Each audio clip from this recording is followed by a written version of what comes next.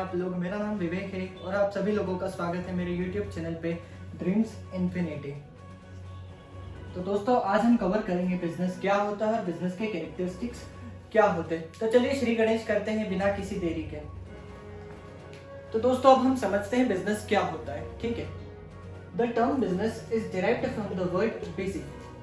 ठीक है, तो इसका मतलब ये होता है कि बिजनेस जो है, आप बिजनेस में आप बिजी हो किसी पर्टिकुलर एक्टिविटी में। ठीक है, आप समझते हैं बिजनेस की डेफिनेशन का मतलब क्या होता है, क्या बोलती है डेफिनेशन।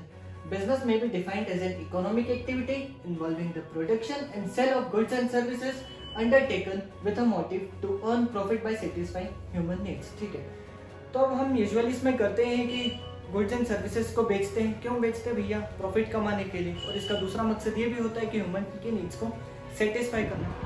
ह्यूमन जो होते हैं अपने नीड्स को सेटिस्फाई करने के लिए बहुत सारी एक्टिविटीज़ करते हैं। ठीक है, अभी एक्टिविटीज़ को दो पार्ट्स में डिवाइड कर दिया गया है, economic activity, non economic activity.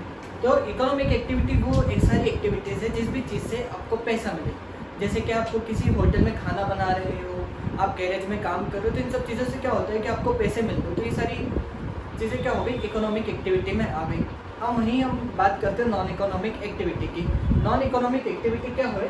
Love, sympathy, relationship, प्यार या सब, ये सब चीज़ें क्या आ गई कि नॉन इकोनॉमिक एक्टिविटी में। क्यों आ गई नॉन इकोनॉमिक एक्टिविटी में? क्योंकि ये जो प्यार है आपको पैसे कमा कर नहीं दे रहा है, ये आपके पैसे कम ही कर रहा है देखा जाए तो।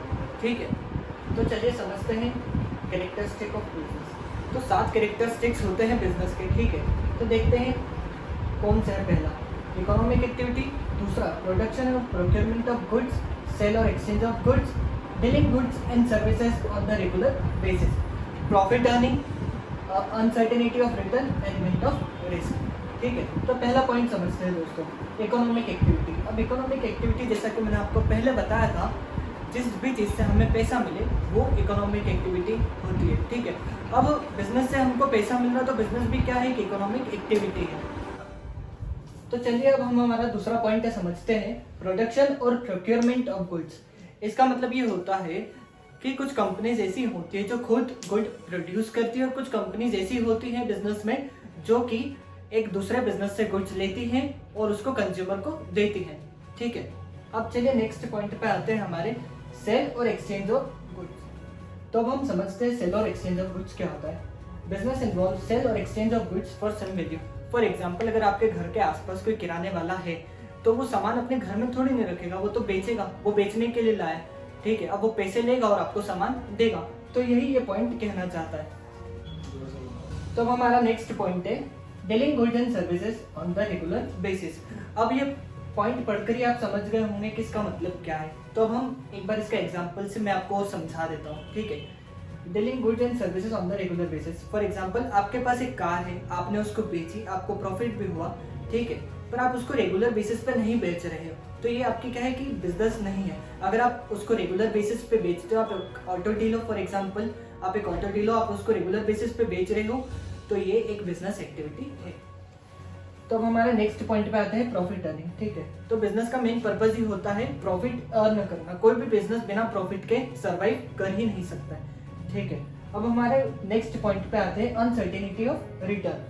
अब ये पॉइंट बोलता है कि जो भी आप पैसा आ रहा है बिजनेस से वो एकदम स्टेबल नहीं है। कि मान लो कि हर साल आपको 10,000 का प्रॉफिट हो रहा है, तो ऐसा नहीं है कि आने वाले 10 साल तक आपको 10,000 का ही प्रॉफिट होगा। हो सकता है कि आपको इन बिटवीन लॉस भी हो जाए, हो सकता है कि कभी प्रॉफिट हो ही ना। तो इसलिए बिजनेस जो है अनसर्टेनिटी ऑफ रिटर्न है ऑलवेज। तो अब हमारे नेक्स्ट पॉइंट पे आते हैं एलिमेंट ऑफ रिस्क। ठीक है, तो रिस्क का मतलब क्या होता है? तो रिस्क का मतलब ये होता है कि हमको बिजनेस में लॉस होने की संभावना है या हो सकता है। ठीक है, तो ये क्या है कि रिस्क है। ठीक है, अब हर बिजनेस में रिस्क रहती है, कुछ में कम रहती है, कुछ में ज़्यादा रहती है। थैंक यू गाइज मेरी ये वीडियो देखने के लिए। अगर आप सभी को ये वीडियो पसंद आई हो तो लाइक, शेयर और सब्सक्राइब जरूर करें और नोटिफिकेशन के लिए बेल आइकन का बटन जरूर दबाएं।